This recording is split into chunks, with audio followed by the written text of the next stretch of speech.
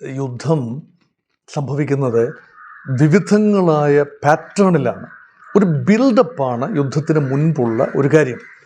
അത് സമാധാനപരമായ ഒരു ബിൽഡപ്പാണ്, ഒരു കൊടുങ്കാറ്റിന് മുൻപുള്ള ശാന്തത എന്ന് പറയുന്നത് പോലെ. ഇപ്പോൾ യുദ്ധം സംഭവിക്കാതിരിക്കാം. ഇപ്പോൾ നമ്മൾ കണ്ടതാണല്ലോ 2 യുദ്ധക്കപ്പലുകൾ. ഈ യുദ്ധം തുടങ്ങുന്ന 28 ഫെബ്രുവരി, അതിന് മുൻപ് 1 മാസം 2 മാസത്തോളം എടുത്തുകൊണ്ട് യുദ്ധക്കപ്പലുകൾ ആ പ്രദേശത്തേക്ക് കൊണ്ടുവരുന്നു. അപ്പോൾ ആക്രമണം സംഭവിക്കുന്നത് യുദ്ധക്കപ്പലുകളിൽ നിന്നും ചില കര കേന്ദ്രങ്ങളിൽ നിന്നുമായിരിക്കും എന്ന് സൂചനയുണ്ടായിരുന്നു. ഇപ്പോഴിതാ കരയുദ്ധം ആഗതമായിരിക്കുന്നു, ആസന്നമായിരിക്കുന്നു എന്ന സൂചന നൽകിക്കൊണ്ടാണ് USS ട്രിപ്പോളി, അത് ഈ ശാന്തസമുദ്ര മേഖല, പസഫിക് മേഖലയിലാണ് അതിൻ്റെ പ്രവർത്തനം കേന്ദ്രീകരിച്ചിരുന്നത്. അമേരിക്കൻ മെറീനുകളെ വഹിച്ചുകൊണ്ട് 2500 മെറീനുകളെ വഹിച്ചുകൊണ്ട് ആ കപ്പൽ മലക്ക സ്ട്രെയിറ്റ് കടന്നുകൊണ്ട് ഇന്ത്യൻ ഓഷ്യൻ റീജിയൻ ലക്ഷ്യമാക്കി നീങ്ങുകയാണ്. അവിടുന്ന് അറബിക്കടലിലെത്തി, ഒമാൻ ഉൾക്കടലിലെത്തി, അവിടെ എവിടെയെങ്കിലും പൊസിഷൻ ചെയ്യാനാണ് സാധ്യത. എന്തിനു വേണ്ടിയാണ്?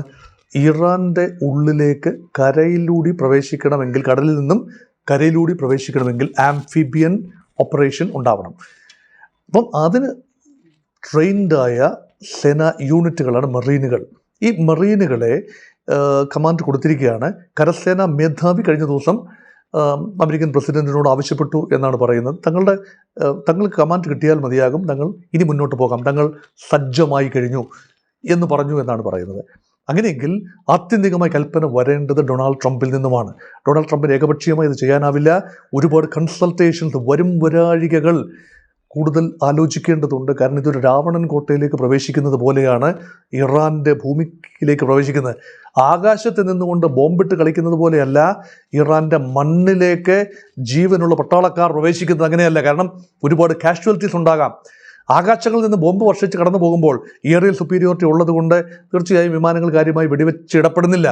എങ്കിൽ തന്നെ വിമാനങ്ങൾ 2 എണ്ണമാണ് വെടിവെച്ച് ഇട്ടത്. കാരണം ഇതിപ്പം സ്റ്റെൽത്ത് വിമാനം, അത് വളരെ വളരെ ഒരു നിഗൂഢമായൊരു കാര്യമാണ്. സ്റ്റെൽത്ത് വിമാനങ്ങൾ പൊതുവേ F-35 അത് സ്റ്റെൽത്താണ്.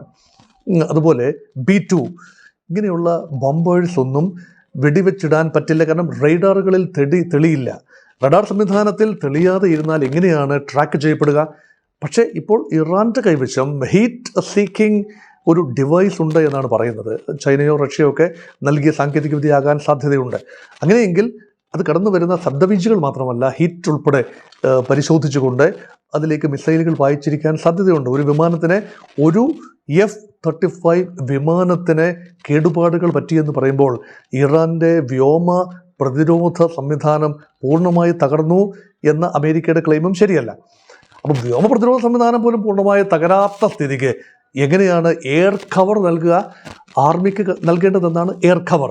ആർമി കോളംസ് അകത്തേക്ക് പ്രവേശിക്കുമ്പോൾ എയർ കവർ നൽകുക. ഒരുപാട് വിമാനങ്ങൾ മുകളിൽ പറന്നുകൊണ്ട് പിന്നെ ഒരു രീതിയിലും കരയിൽ ശത്രു സാന്നിധ്യമില്ല എന്ന് ഉറപ്പുവരുത്തിക്കൊണ്ട് കര ക്ലിയർ ചെയ്തുകൊണ്ട് വേണം കരസേനയ്ക്ക് മുന്നോട്ട് പോകാൻ.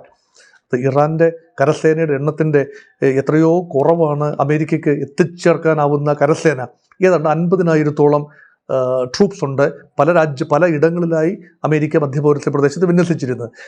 അതിൽ ഒരു ചെറിയ നമ്പർ ഒരുപക്ഷെ ഇറാൻ ഓപ്പറേഷന് വേണ്ടി വിനിയോഗിക്കപ്പെട്ടേക്കാം. പിന്നീട് 2500 പേരോളം വരുന്ന മെറീനുകൾ അവരെ ഉപയോഗിക്കപ്പെട്ടേക്കാം. കൂടുതൽ പേരെ എയർ ലിഫ്റ്റ് ചെയ്യേണ്ടി വന്നേക്കാം. ഏറിയൽ ഡോമിനേഷൻ കംപ്ലീറ്റ് ആയി കഴിഞ്ഞാൽ, തറയിൽ നിന്ന് മിസൈലുകളൊന്നും എയർക്രാഫ്റ്റുകൾ തകർക്കുന്നതായി ഇല്ല എന്ന് തോന്നിയാൽ ഹെലികോപ്റ്റർ ഉൾപ്പെടെ കൊണ്ടുവന്ന് ഹെലികോപ്റ്ററിൽ നിന്നും പാരച്യൂട്ട് വഴി ഒരുപാട് ഭടന്മാരെ വേണമെങ്കിൽ ഇറാൻ്റെ മണ്ണിലേക്ക് ഇറക്കാം. ഇതൊക്കെ സാങ്കേതികമായ കാര്യങ്ങളാണ്, നടക്കാൻ സാധ്യത ഇല്ല എന്ന് ഞാൻ വിശ്വസിക്കുന്ന കാര്യങ്ങളാണ് ഇതൊക്കെ. അപ്പോൾ ഇങ്ങനെയൊക്കെ ഉണ്ടെങ്കിൽ മാത്രമേ ഒരു കരയുദ്ധം നടക്കൂ. ഈ കരയുദ്ധത്തിനുള്ള കമാൻഡ് ഇതുവരെ ട്രംപ് കൊടുത്തിട്ടില്ല. അതുണ്ടാകുമെന്ന് ഇപ്പോഴും പ്രതീക്ഷിക്കുന്നില്ല. കാരണം കരയുദ്ധം ഒരിക്കലും അവസാനിക്കില്ല. ഏറിയൽ യുദ്ധം അവസാനിച്ച് തങ്ങൾ ലക്ഷ്യങ്ങൾ നേടി എന്ന് പറഞ്ഞുകൊണ്ട് മടങ്ങിപ്പോകാം. പക്ഷെ കരയുദ്ധത്തിലേക്ക് പ്രവേശിച്ചാൽ ഈ ഭടന്മാർ, മെറീനുകൾ അല്ലെങ്കിൽ ട്രൂപ്സ്, അമേരിക്കൻ ട്രൂപ്സ് ജീവനോടെ ആവുമോ അതോ ബോഡി ബാഗുകളായിട്ടാവുമോ തിരിച്ചു പോവുക എന്നതിനെക്കുറിച്ച് വലിയ നിശ്ചയമൊന്നുമില്ല. മുൻകാലങ്ങളിൽ വിയറ്റ്നാമിൽ നിന്നും അതുപോലെ അഫ്ഗാനിസ്ഥാനിൽ നിന്നും ഇറാഖിൽ നിന്നുമൊക്കെ ബോഡി ബാഗുകൾ അമേരിക്കയിൽ ശവശരീരങ്ങൾ വഹിക്കുന്ന ഭടന്മാരുടെ അല്ലെങ്കിൽ അമേരിക്കൻ ട്രൂപ്സിൻ്റെ ഡെഡ് ബോഡീസ് പൊതിഞ്ഞുകൊണ്ടുവരുന്ന ബോഡി ബാഗുകളുടെ എണ്ണം കൂടിയതുകൊണ്ടാണ് അമേരിക്കയ്ക്ക് മാറി ചിന്തിക്കേണ്ടി വന്നതും ഇവിടെ നിന്ന് ഈ രാജ്യങ്ങളിൽ നിന്നും പിൻവാങ്ങി പോരേണ്ടി വന്നതും അതുകൊണ്ടാണ്. ഇനിയൊരു സാഹസത്തിന് അമേരിക്ക മുതിരുമോ? അമേരിക്കൻ പബ്ലിക് ഒപ്പീനിയനെ പൂർണ്ണമായി തൃണവൽഗണിച്ചുകൊണ്ട് ട്രംപിന് ഇങ്ങനെയൊരു കരയുദ്ധത്തിന് ഓർഡർ ഇടാനാവുമോ? ഇല്ല എന്ന് തന്നെയാണ് പ്രതീക്ഷിക്കപ്പെടുന്നത്. പക്ഷേ ആത്യന്തികമായ യുദ്ധവിജയത്തിനോ ആത്യന്തികമായ ലക്ഷ്യപൂർത്തീകരണത്തിനോ അതെന്താണ്? ഇപ്പോൾ മുജ്തബ ഖുമൈനിയെ പുറത്താക്കണം, തങ്ങൾക്ക് ഇഷ്ടമുള്ള ഒരാളെ അവിടെ അവരോധിക്കണം. എങ്ങനെ നടക്കും? അഥവാ മുകളിലിരുന്നു കൊണ്ട് തന്നെ യുദ്ധം ജയിക്കാനാവില്ല. ഈ ഉദ്ദേശം ലഭിക്കില്ല. സാഹചര്യങ്ങളെല്ലാം അനുകൂലമാക്കി മാറ്റാം, പക്ഷേ ഭരണമാറ്റമാണ് വേണ്ടതെങ്കിൽ കടുത്ത നടപടി. പക്ഷേ അത്രയിടം പോവില്ല. ട്രംപിൻ്റെ മാറ്റിമറിച്ചുള്ള പറച്ചിലുകൾ സൂചിപ്പിക്കുന്നത് ഇറാൻ ഭരണകൂടം ഒരുപക്ഷെ തുടർന്നോട്ടെ, അവർക്ക് പ്രഹരശേഷി കുറയ്ക്കുക എന്നതാണ് തങ്ങളുടെ ലക്ഷ്യം ഞങ്ങൾ പരിമിതപ്പെടുത്തിയിരിക്കുന്നു. അതാണ് പറയുന്നത്. ഗോൾ പോസ്റ്റുകൾ മാറ്റിവെക്കുന്നു. ഏറെ വിശാലമായ ഗോൾ പോസ്റ്റ് വെച്ചിരുന്നത് ഇപ്പോൾ കുറച്ചുകൂടെ നാരോ ആക്കി മാറ്റും. തങ്ങൾ ഇത്രയും പ്രതീക്ഷിച്ചുള്ളൂ, തങ്ങൾ ലക്ഷ്യങ്ങൾ നേടിക്കഴിഞ്ഞു, അതുകൊണ്ട് തങ്ങളിതാ പുറത്തു പോകുന്നു എന്ന് പറഞ്ഞുകൊണ്ട് ഇപ്പോഴും അമേരിക്കയ്ക്ക് പിൻവാങ്ങാൻ ആവും.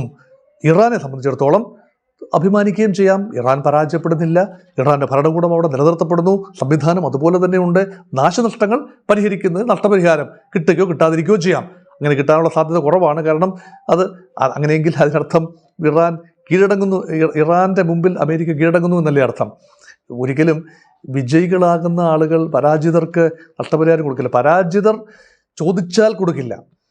അവർ വിജയിച്ചു വന്നാൽ, ഇറാൻ വിജയിച്ചു വന്നാൽ, അങ്ങനെ വിജയിക്കാൻ ആ രീതിയിലുള്ള വിജയം ഉണ്ടാവില്ല. ഇങ്ങനത്തെ യുദ്ധത്തിലൊക്കെ വിജയം പരാജയം എന്നൊക്കെ പറഞ്ഞാൽ ആപേക്ഷികമാണ്. അതൊരു പെർസെപ്ഷൻ്റെ വിഷയമാണ്. പൂർണ്ണമായി അമേരിക്കയോ പൂർണ്ണമായി ഇറാനോ വിജയിക്കാനാവില്ല. ലക്ഷ്യങ്ങൾ കൈവരിച്ചോ? വിജയത്തെ എങ്ങനെയാണ് നമ്മൾ വ്യാഖ്യാനിക്കുന്നത്? ലക്ഷ്യങ്ങൾ കൈവരിച്ചോ? ഇറാൻ ഒറ്റ ലക്ഷ്യമേ ഉണ്ടായിരുന്നുള്ളൂ, നിലനിൽപ്പ്, തങ്ങളുടെ ഭരണകൂടത്തിൻ്റെ നിലനിൽപ്പ്, ജനതയുടെ നിലനിൽപ്പ്, തങ്ങളുടെ ഭൗതികമായ ആസ്തികൾ, ഭൗതികമായ ഉൽപ്പന്നങ്ങൾ ലോകവിപണിയിൽ വിറ്റഴിച്ചുകൊണ്ട് തങ്ങൾക്ക് സമൃദ്ധമായി നിലനിൽക്കാനാവണം. ഇതാണ് ഉദ്ദേശം ഇറാൻ്റെ. അതിൽ ഉദ്ദേശങ്ങൾ ഭരണകൂടം നിലനിർത്താൻ കഴിയുന്നു, മാറ്റത്തോടു കൂടിയെങ്കിലും നിലനിർത്താൻ കഴിയുന്നു. അതേസമയം എണ്ണ വിൽക്കാൻ ഇപ്പോഴും കഴിയുന്നില്ല. പക്ഷേ ഭാഗികമായി ഇപ്പോൾ ഇറാൻ്റെ എണ്ണ പുറം കടലുകളിൽ ഇപ്പോൾ നങ്കൂരമിട്ടിരിക്കുന്ന ഇറാനിയൻ കപ്പലുകൾക്ക് ഓൾറെഡി ശേഖരിച്ച് വെച്ചിരിക്കുന്ന എണ്ണ തൽക്കാലത്തേക്ക് ലോകവിപണികളിൽ വിൽക്കാനുള്ള അനുവാദം വിത്തിൻ കൊട്ടേഷൻ അനുവാദം അമേരിക്ക നൽകിയിരിക്കുന്നു. അതിനർത്ഥം ഭാഗികമായി പിന്നാക്കം പോകുന്നു. അമേരിക്കയുടെ തന്നെ പ്രഖ്യാപിത നയം പൂർണ്ണ ഉപരോധം എന്നതിൽ നിന്നും പിന്നാക്കം പോകുന്നു.